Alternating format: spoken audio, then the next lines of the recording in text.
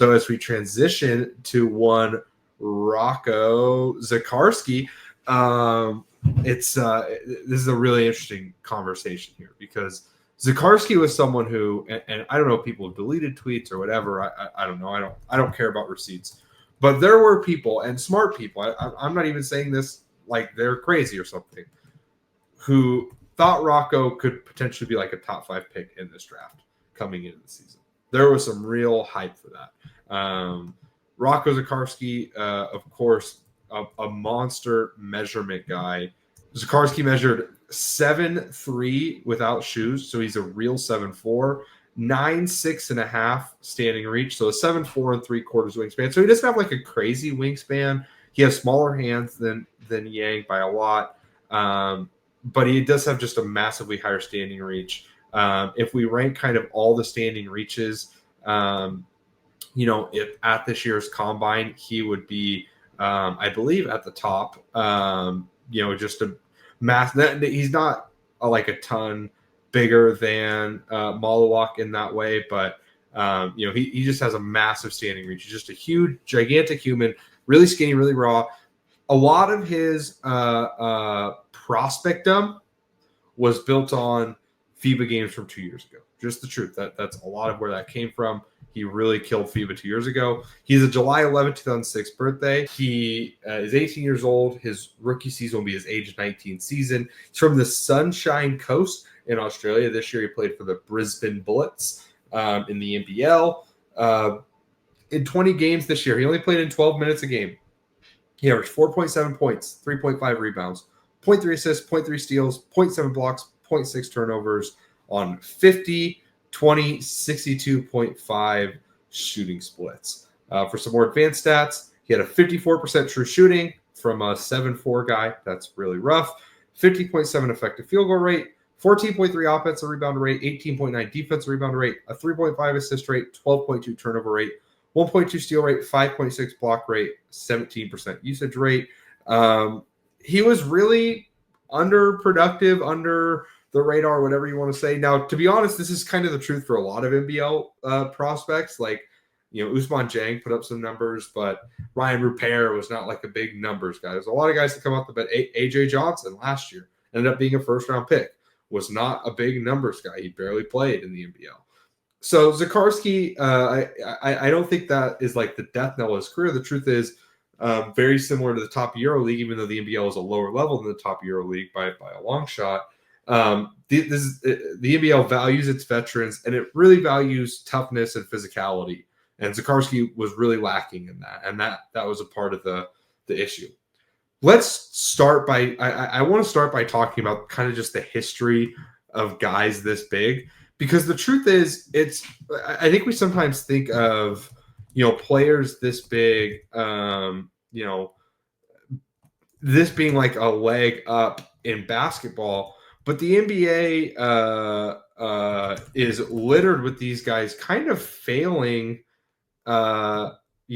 fairly strongly. I mean, obviously you have your certain guys who were successful, but there's a big history of guys this big who way underperform, their draft slot or their expectations, or however you want to put it. And that's a fairly strong worry here. There's a lot of guys who were big and just for whatever reason, and even had the length, had everything. You think Hashim Thabit, you think Bol, you think even guys like Mo Bamba, who are just these gigantic humans, like for some reason fall short a lot. But there also is an obvious intrigue with guys this big, and I think it starts on the defensive end. Stone, how did you feel about Zikarsky as a defensive player?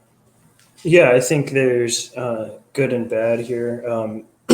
He is massive, as we just went over, and I think that he just sucks up so much space because of that. He is in the pick and roll really good at Say that again. What does he do? Okay. He's really good at backpedaling in the pick and roll for how big he is too. Like he has micro skills of keeping pace as a backpedaler. He doesn't go too fast sometimes if he doesn't want to drop down too far, but he also doesn't obviously go too slow where guys can blow by him. He tries to keep the same pace as the driver, which is interesting. He's got really good angles as a defender, both in the pick and roll and as like a stationary guy and just near the rim, where I think he allows himself to be in a position where he can block from either side with either hand. If a guy tries to change direction on him, he puts himself in position consistently where he's able to drop, going to the right or the left, and alter the shot in either direction, which is not something you typically see for rim protectors of this age. It's, I think, going to be difficult for a lot of players to establish a rebounding position against him just because of his size and how big he is. But that said, he really has poor timing as a rebounder, which is not something you really see often, but he's leaving the ground too late or too early. And when you're that size, like typically you would think it's, not going to be that big of an issue, but it is for Zikarsky. He has real lapses when it comes to switching or rotational defense, and I think that's the big thing that needs improvement for him on that end, where he's just not realizing that he needs to be at a certain place at a certain time rotationally and just completely misses the play. And I think that is really what makes it difficult for you to completely buy into Zikarsky, or not you specifically, but anybody listening, to completely buy into Zikarsky as like this all defensive caliber type guy when he hasn't shown that necessarily yet. But I think the rim protection stuff is really intriguing to me, and there's a lot of micro skills within that for a guy his age typically aren't there yet, and at his size can be really impactful. So I'm pretty interested in how that looks moving forward, but I think right now it's a really intriguing bet on that end. My big worry with Zikarsky's defense is he can't rebound. I have never seen him grab an out of area rebound. You are 7 feet 4 inches tall. I get that you take up a massive amount of space, but his shoulders are so narrow that he's not even like a huge target for the ball bouncing off, and his positioning sucks. And he doesn't know how to read the ball coming off the rim. So he's never in position. Obviously the NBL has an argument for one of the best, box out leagues in the world. Those guys are fundamental. They're strong. They'll put their ass into you and they'll move you out of the way. Zikarsky never got position once. It is also, I want to add, one of the least fairly officiated leagues for guys like Zikarsky. Like Zikarsky got, and this goes on both ends, a really, really rough whistle. It's almost like they hated him for oh, you're a pretty boy, you're gonna go top 10 in the NBA draft. Well, fuck you. Yeah, you better be able. There was this one that was really bad where he was an American. He's 6'4". Jumped queerly A to B, jumped into Zikarsky and swiped down at the ball and ended up hitting him in the face, and they didn't call a foul. And it's that's you could come on, you gotta be able to call something. But it's a pretty rough league for anyone, but especially skinny guys to consistently get calls on rebounds. But yeah, he was getting boxed the fuck out, that's for sure. Yeah, those 6'4" guys will beat you up. But still, I do think that even if you're getting thrown around, I'd like to see your motor run a little hotter. I'd like to see you fight those guys a little more. And he just didn't really seem to have the toughness that you need. That to go along with just being kind of raw. I'm not really in on the defense, just poor positioning. He's interesting when when the play is simple and he can just run pick and roll coverage. I think he's really good at that. He's great at keeping his arms up, sticking in a play, and then just being able to affect what is going on directly in front of and directly around him. The second the play gets complicated, it falls apart, and he just gets lost. And that's not the kind of thing you need from this guy. He's just not particularly good at the specifics of NBA defense at the moment. Yeah, I think he's very Mo Bamba-esque defensively. I brought that name up for a reason. He is a particularly good shot blocker in a lot of instances. But he's very left-hand dominant as a shot blocker. He is always twisting. He's never meeting guys early in help. He's at his best, I would say. Stone, I do agree with you that I think he's better in a backpedal than a lot of guys his age. He's more advanced overall in drop defense than a lot of guys in terms of just not getting beat over the top all the time. But he's not great at just kind of like impacting both. He doesn't play as big as he is. He's kind of hunched over. He'll do this thing where he's like shooting his arms out left and right, but he's not actually like doing anything. I think he's at his best as a shot blocker when he's rotating. But even then, he's so unwilling to make contact lots of times that he's trying to twist and contort and really get to that left hand to block shots. There are times where it looks great. He had some really, really big time emphatic blocks this year. But he also was getting scored on way more than you would like. Just by being late, by being on time, but good players would recognize that he wasn't going to come across with his right hand. So they would find a way to isolate that side of his body and be able to score, using the other side of the rim, which is fine. Again, a guy this young doesn't need to be super developed as a shot blocker or in their drop technique. And I've kind of talked about this, before, and I've missed on this. Derek Lively was someone that was super young. For his age, he was really advanced as a drop defender. Zikarsky, for his age, is kind of advanced for a drop defender and has some feels of shot blocker. And listen, he probably can put on some weight, but the truth is I always worry about guys this big meaningfully adding to their frame. It just, there's not a great track record of it happening. If he could meaningfully add to his frame, yeah, it would be a huge boost to him. But how many 7'4" guys with 960 inning reaches get a lot stronger? I just don't know that the hit rate is particularly good on that. I like his athleticism at times. Like he's a flashes guy in general. Zikarsky is just like AJ Johnson was when AJ Johnson was in the NBL. He's a flashes guy. He will flash every once in a while some really intriguing ground coverage, especially if you go back again. A lot of the sell for him is 2 years ago playing FIBA ball when he was playing FIBA U18 2 years ago. He was really, really interesting. That was he was the best player on a team that didn't lose a game, that beat Serbia and Slovenia, that beat Japan and Germany. And again, not like crazy good, European teams, but good. Like he was the best player on the floor with a game that had Nikola Topic. He was a really just good player in FIBA stuff 2 years ago. And that's great. Like I love FIBA stuff more than just about anyone, I think. Like other than our guy, Cali Drafts, who is obsessed with FIBA. I really think that I value that sample more than just about anyone.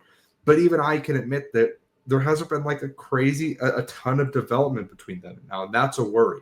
He still looks kind of the same defensively to me. I think there's paths here to him being a pretty solid, NBA rim protector with maybe an outsized chance that he can be a really good one.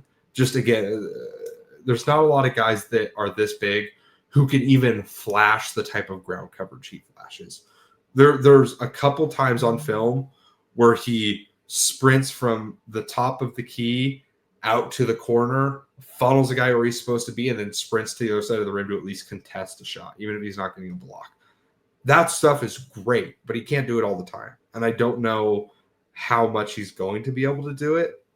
So that does, as I transition to the offense, if you guys are fine moving on to that, he's flashes there too. Every once in a while you can squint and see Isaiah Hartenstein. What do you mean there's a 7'4" guy who had 3 times in the NBL this year where he had the ball above the break and took 2 dribbles and got to the rim for a layup or a foul? Like, even if it's only 3 times, like that is something. That does not happen very often. There's moments where when he's posting up and he faces up and he wants to get to that hard sweep going across the lane where it's like, why was his first step like shockingly competent against a 6'9" Serbian big man? Like, that does not make any sense, in your brain. I think it kind of has some of the bull like fooling my brain where it's like, oh, guys that big just can't move like that. That's special. Like, that's got to count for something, even if he's not actually good at it.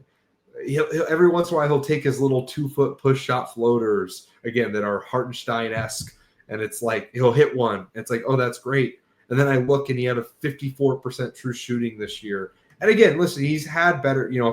If I go back and I look through some of his national stuff, the true shooting was better, and he was a really efficient guy again on those FIBA teams. For what it's worth, playing U18 2 years ago, he's in the 98th percentile at the rim. He shot 82.4% at the rim.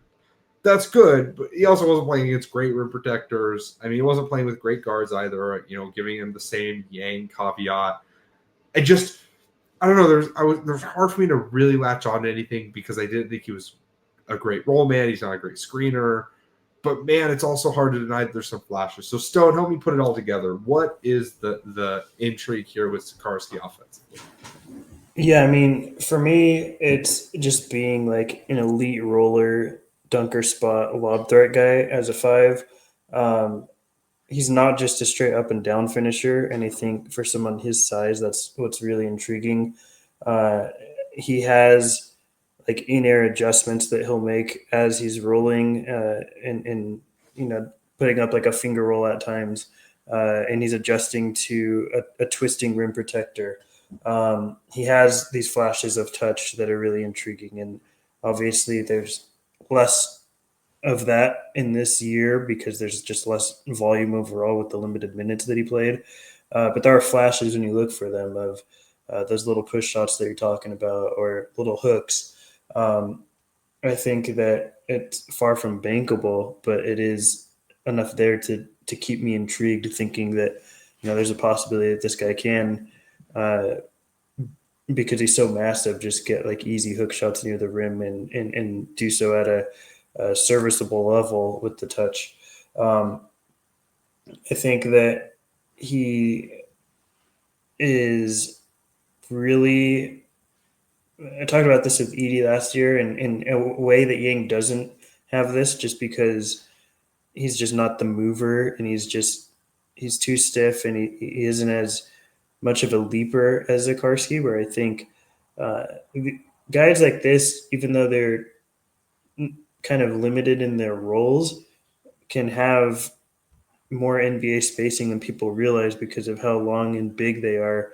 And if Zikarsky takes 1 or 2 steps from the perimeter, he's already like right outside the paint and can put in a little hook shot or can dunk from taking 1 step away from the paint and going in for a dunk. Like, there's more, just because they can't shoot, these massive guys, they do provide NBA spacing at a level because they have this level of forward and verticality that allows for them to, hit finishes that just aren't allowed or other players aren't capable of. So I think really the sell for me offensively is not that he's any sort of playmaker or versatile in the ways that he scores, but he's versatile as a true roller and 5 guy, where he's able to expand the dunking range that he has with the dunk radius that is massive for him, be an actual true lob threat, operate from the dunker spot, maybe has like a hook shot guy, baby hooks with some touch, and something that I think a lot of bigs just don't have is just being able to adjust in the air to the level that Zikarsky can. Like, you don't really see that level of movement in the air for guys, not only that are centers, but especially center of this size and stature. So that's really a sell for me, is maybe he's just an elite finisher in a year or two. But outside of that, I think it's pretty limited. Like, he's not someone that is making a ton of high level passes. nor is he tasked with that. Has he been tasked with that in any sort of role? I think most coaches sort of know what he is capable and not capable of that he's played under so far. And, even though it's limited, it can be really efficient. So that's my sell for Zikarsky offensively. I hate being a negative Nelly. I really have not enjoyed it. I feel like I've had my innocence stripped from me the last few years. I don't think I think I just disagree with you, Stone. I don't even think he's like a particularly good finisher. He had more missed dunks in his 12 minutes per game than most other centers who played 30 minutes a game in college ball. This guy was bricking. He's not a versatile catcher. You have to throw it directly to where he is going to be because he can't jump that high unless it's just straight up and down and he has a little bit of extra. He doesn't have like a crazy load time, but he's just so big that I don't think the lob radius is that big. And even if he's rolling, if you don't throw the pass directly to where he is going to jump, it's the same kind of problem with the rebounding. You have to have – he is not able to physically move. He's just not reactive enough. I don't think that his I don't want to say hand-eye coordination, but he's just not coordinated enough, and he's not good enough at like super quick reaction time stuff. I think his reaction time is slow. You have to load it up. You have to hit it right to his spot, or it's just a brick. And even then, I just don't think he's a particularly good finisher. There's the flashes. There's the cool stuff. This is a guy who even in, I hate to do this. He played 12 minutes per game in a bad league. And as much as and he had a 53 true shooting on a tiny sample size. But that is, if he had made a different call and gone to college, he'd be playing way more. And, I get that he doesn't want to leave home. I get there's all this stuff, but I don't know. He's just not super tough. He's not the normal Australian type player. He's not Luke Travers, taking a bunch of, being a bowling ball in the lane, doing cool stuff. I just don't get it with Zikarsky. And I feel like most other years I would be really in on him. He's just so big. He's just mobile enough. And I just don't think there's anything there. There's not enough flashes. There's not enough consistent production. And with a guy this big, you need them to be like an Edie. They have to be a vacuum to be valuable. Edie is singularly valuable at this size because he is a black hole. And any ball that goes near the rim is going to him. Edie's reaction time development over the last few years has been ridiculous. But also his hands are really good. He reads the ball coming off the rim really well. He has all of these incredible micro skills that Zikarsky has none of. Zikarsky's a bad screener because he's so slender and he just doesn't set hard screens. Yeah, I think because he's just contact averse. And I just don't particularly value that kind of thing, even if you are this big and you are mobile enough to be an interesting roller. I just don't think it's good enough to be any kind of anything to get on an NBA floor anytime soon. And I just don't see it. I really don't see it with Zikarsky. I don't see what does him going to the G League and catching a few more lobs a game really develop him into? Because there's no world where he gets the developmental reps to really learn how to defend in the G League. They're not going to run a real scheme for him to learn how to do that. And he can't get onto an NBA floor and develop in a real NBA defense because he's so far away. And there's so many just head empty moments. So if you guys are fine with moving over to value, I'm pretty fully out on Zikarsky. I have him. I don't know if I'm going to have him in my very last tier of just guys who I don't really want to, deal with. It feels like a rude way to say it, but I don't want I would want in my theoretical team. But I like him more than a McNeely. I do think that there's more intrigue there than a guy like that. But I would probably rather take Chaz Lanier. At least Chaz has a NBA skill. Zikarsky, there's a 3% chance that you are getting an NBA skill. So I don't know. That's where I'm at. I'm very obviously very out. So Where are you guys at? Yeah, I mean, I'd give him a two-way probably. I think this is the type of guy that. Well, actually, you know what I'd probably do? I'd probably stash him, but I wouldn't want to stash him in the NBL. I'd want to draft him and maybe see if I could get a German league or an Adriatic league team to take him. He's just way more likely to develop in a league like that. I think the NBL and I love the NBL. The NBL is a league that I enjoy watching more than it is like a good league. It's definitely. I would say it's probably about on the caliber of the German league. Stone, would you say that's about accurate, the NBL? I would say it's a little better, personally. Yeah, I think it's at least maybe a little bit more translatable. I'd probably draft him and stash him and see. This is the type of guy who I think could potentially provide real value, just in that there's not this many guys who are this big with this type of fluidity and a solid basketball education behind him. I agree with Coop that. I mean, really what you should do is you should call whichever college you trust the most and say, hey, take this guy for a couple of years and let's see from there. Obviously, the NBA doesn't work like that, but I'd draft him and stash him. I would draft him in the mid to late second round and stash him, again, especially if I get him in the Adriatic League, I'd be really happy. I think the Adriatic League is a great place for a guy like this to develop, where there's some level of physicality, but it's less physical. You're going to have slightly better guard play. And maybe not better guard play, but at least you can get a team to take him in the Adriatic League that will be fully focused on his development. And that's what's most important, I think. I agree with you guys. He's not ready to do anything at an NBA level right now. I think if he played in the NBA next year, he'd probably have like a 35% true shooting. Like, just he'd be, he would really, really struggle. And I think there's talent. I think there's a chance here. I think for a guy this big, like the give a shit level is pretty high. He will flash playing hard. He's just not good enough at anything right now. And that includes defense. That includes drop. That includes, whatever else you want to put in here. He's not a hard enough roller. He can't really go get one off the top square. He's really specific in his footwork as a leaper. He has to be left, right, or he has to hop. He can't jump off one. He's not really dunking. Even like when he rips and goes hard to his left hand, he's not like dunking off his right foot, like over his shoulder or anything. It's always going to be like a little running shot. Like, he just doesn't have that type of athleticism. So he's just in a weird spot for me where I like him, and I liked him coming in. I was lower on him than some, but coming in, I was like, yeah, this is probably a first round level guy. But I don't think he's really developed in the way that I had hoped and so many others had hoped. And when you're not getting better and you're stalling at this age, that's always kind of a worry, I feel like. So, Stone, where are you at with Zikarsky? Yeah, I mean, I guess we haven't had disagreement on the pod in a while, so I guess this is finally the episode where we get a little bit of that. Maybe the next guy, I guess, Coop will be super high on because it's been different pairings.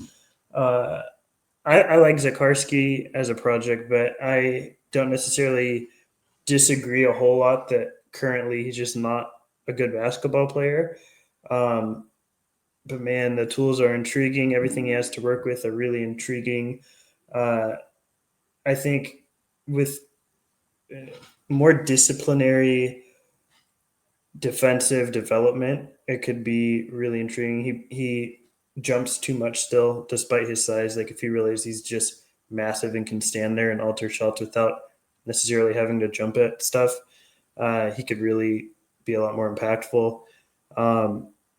Offensively, there's enough flashes there for me just to keep buying in as him being potentially really high-level finisher in a variety of different ways. And in this class, there's not. I don't have a lot of high hopes for a lot of players, just to be completely honest. So, yeah, I mean, I ended up with Zikarsky at 22 on my board, where I think he is a first rounder for me. And I think that he's someone I would be taking first round in most drafts. It's just a really high level, unique set of tools that I'm willing to bet on. And, there's a very real chance he just never plays real minutes in the NBA. And that's just a bet that I'm willing to make in this class at that range, because I think the risk reward ratio is worth it. that high for me. But I know someone had put out a question earlier in this cycle.